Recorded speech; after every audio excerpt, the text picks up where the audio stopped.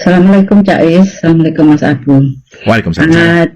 Cak Is, pertama ya di saat Cak Is itu mewawancarai ya seperti Novel Baknumin dan lain sebagainya, apakah Cak Is itu nggak pernah bertanya, kamu ini kok jahat, itu maksudnya apa? Kok kamu ini tega dengan negaramu? Kamu makan, hidup, bernafas, nikmat di Indonesia. Itu satu ya Cak Is. Yang kedua, jika Wahabi ini semakin merajalela, terus kenapa NU dan Muhammadiyah ini rasanya kok sepi-sepi amat? Karena kebetulan saya kemarin mengikuti webinar, juga ada perwakilan dari NU Jakarta Selatan. Nah, terus saya tanya, ya mohon maaf aja ya, alias nggak pinter gitu ya. Nah, saya tanya itu bulet aja. Terus jika ada kasus-kasus ini, apa yang sudah dilakukan NU? Jawaban dia, ini ada linknya.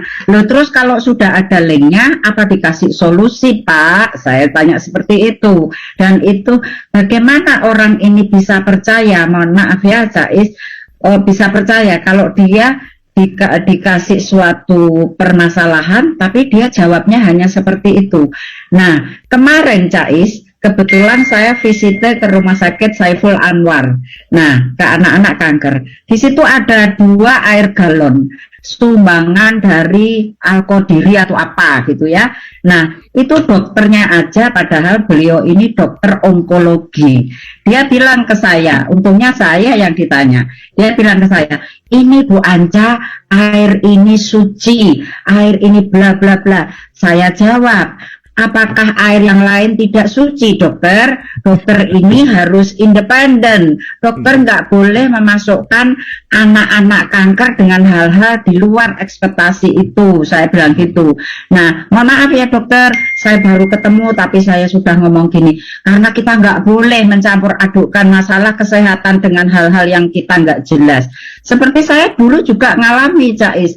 Waktu anak saya kecil, ibu saya pulang dari haji, anak saya disuruh minum air zam-zam. Ayo kamu minum air zam-zam biar kamu pinter. Nah, kebetulan anak saya yang kecil ini kritis. Memangnya kalau minum air zam-zam tidak belajar bisa pinter yang pi? Nah, bilang gitu. Terima kasih Cais, terima kasih Mas Abu. Mohon maaf banyak cerita.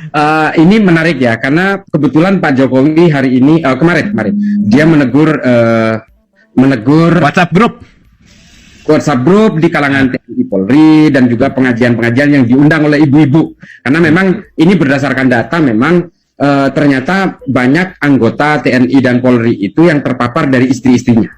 Dari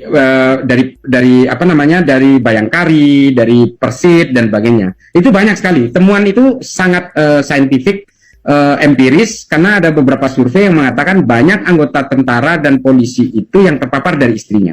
Nah, Pak Jokowi menyikapi itu. Kemudian yang kedua adalah memang dari WhatsApp group ini. Nah, WhatsApp group ini memang bahaya ketika ini sama satu paket dengan media sosial, ya.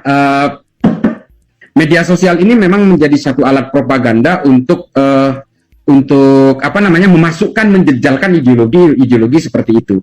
Nah, kalau kita menanyakan NU dan Muhammadiyah, tapi memang begini, ini Kang Abu, Mbak Anca, Teh Anca ya. Jadi gini ya, bahwa pemikiran maupun tafsir-tafsir di dalam Islam itu memang tidak bisa dilakukan dengan dengan menggunakan kekuatan-kekuatan fisik. Karena bagaimanapun diskursus keilmuan maupun tafsir-tafsir di dalam Islam itu menjadi hidup, yang kemudian menjadi tugas kita adalah menciptakan barrier, ya, menciptakan hadangan-hadangan dimulai dari diri kita, dari keluarga kita, teman nongkrong kita, hingga lingkungan terdekat kita. Nah, ini memang tidak bisa kalau kemudian kita meminta NU untuk melakukan gerakan masif melawan ini. Ini tidak bisa memang. Justru pada akhirnya kalau disikapi terlalu frontal, pada akhirnya mereka playing victim, dan itu kemudian menjadi semakin hidup mereka. Sama seperti konsep digital hari ini, semakin kita unduh gitu ya, kita posting, itu akan semakin viral, meskipun postingan kita ini menghujat misalnya, tapi itu sebenarnya semakin membuat viral. Nah, diskursus keilmuan di dalam Islam itu memang memberi ruang untuk perbedaan-perbedaan tafsir itu. Makanya kalau kita ingin mengandalkan organisasi memang tidak bisa. memang harus dari kita sebagai personal, dari keluarga, dari lingkungan terdekat kita. Inilah yang dilakukan di Maroko hari ini. Maroko itu tadinya membuat regulasi untuk melarang ajaran Wahabi Salafi. Tapi pada akhirnya aturan itu memang kemudian dicopot. Hanya mereka melarang organisasinya.